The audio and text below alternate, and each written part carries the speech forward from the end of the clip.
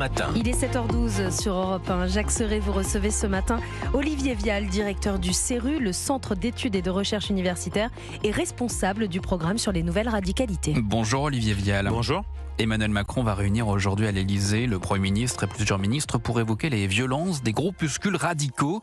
Des dissolutions devraient être annoncées, notamment contre 2 associations d'ultra-droite selon les informations d'Europe 1. Mais 10 jours après la mort de Quentin Derengue tué par des militants d'ultra-gauche, la menace est-elle vraiment symétrique? Est-ce qu'on peut sérieusement mettre sur le même plan aujourd'hui l'ultra-droite et l'ultra-gauche en France? Pas tout à fait, parce qu'effectivement, je pense qu'on est sur une menace qui n'est pas de la même nature et pas de la même intensité. En gros, sur l'intensité, d'après les chiffres des renseignements, on est sur une menace ultra-droite qui représente à peine un tiers en nombre de celle de l'ultra-gauche. On estime qu'il y a environ 3000 personnes fichées S à l'ultra-gauche, 1300 à l'ultra-droite, 3000 personnes suivies à l'ultra-gauche, à l'ultra-droite, pardon, plus de 10 000 à l'ultra-gauche. On est sur un rapport 2 tiers, Ouais, 1 tiers. Et même quand on regarde plus précisément les projets d'attentats, soit qui ont été réalisés, soit qui ont été projetés, c'est les chiffres d'Europol pour 2022-2023. On a 50 projets d'attentats menés par l'ultra-gauche, 6 par l'ultra-droite. Donc on est sur des mesures différentes et surtout on est sur une nature très très différente, puisque autant l'ultra-gauche est de plus en plus structurée, avec une idéologie qui aujourd'hui est forte, avec des vrais liens entre eux, autant l'ultra-droite, on voit vraiment qu'on est sur des mouvements extrêmement morcelés. Il y a ceux qui étudient le plus l'ultra-droite, c'est une université norvégienne à Oslo, qui estime que 40% des attaques de l'ultra-droite sont en fait le fait d'individus isolés.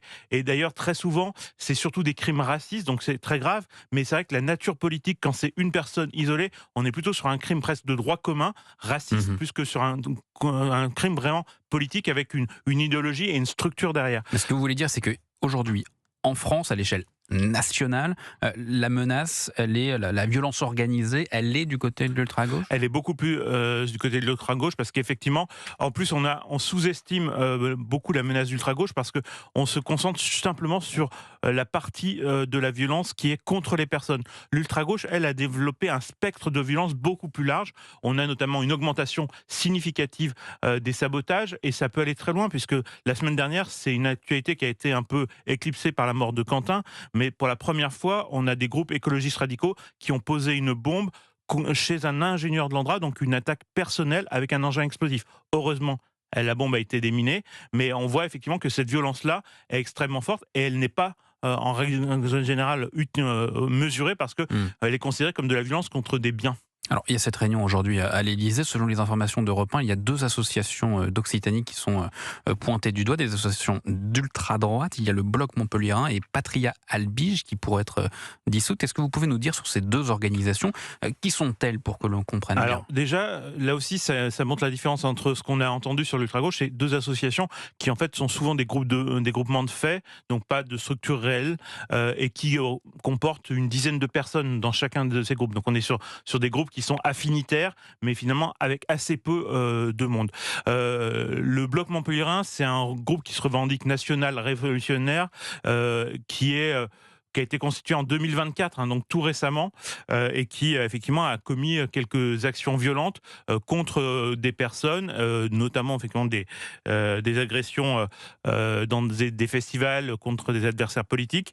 Et pour ce qui est de Patria Albiges, c'est un groupe qui est de la tendance identitaire, qui d'ailleurs c'est intéressant parce que est né lui un peu plus tôt en 2021, pareil, une vingtaine de membres maximum, et qui est né suite à la dissolution de Génération Identitaire.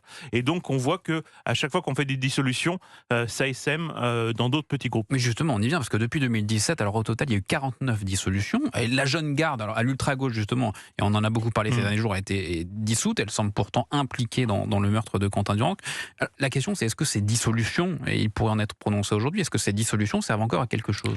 En fait, je pense que les dissolutions, c'est malheureusement beaucoup plus symbolique et politique, utilisé par les politiques pour faire un symbole, parce qu'on s'attaque à des structures qui réellement n'ont pas vraiment d'entité juridique, et donc on s'aperçoit effectivement que très souvent ça n'a pas d'efficacité. On l'a vu par exemple quand le Génération Identitaire, un autre groupe d'ultra-droite, avait été dissous, ça a eu comme conséquence de rendre le travail des renseignements beaucoup plus compliqué, puisqu'il y a une myriade de nouvelles associations qui se sont créées aussitôt.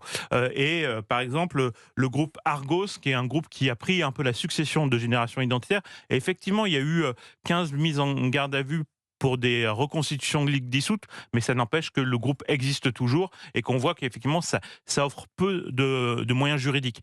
Donc le vrai travail aujourd'hui, je pense, c'est justement de prendre conscience qu'on est dans de la violence politique, quand c'est vraiment de la violence politique, et que du coup il faut essayer de regarder en profondeur, et donc plutôt que s'attaquer aux structures, parce que c'est un peu symbolique, il faut se rattaquer vraiment aux membres, et donc quand ils commettent des agressions, il faut que ça soit beaucoup plus dur la répression, et surtout qu'il y ait un vrai travail de renseignement.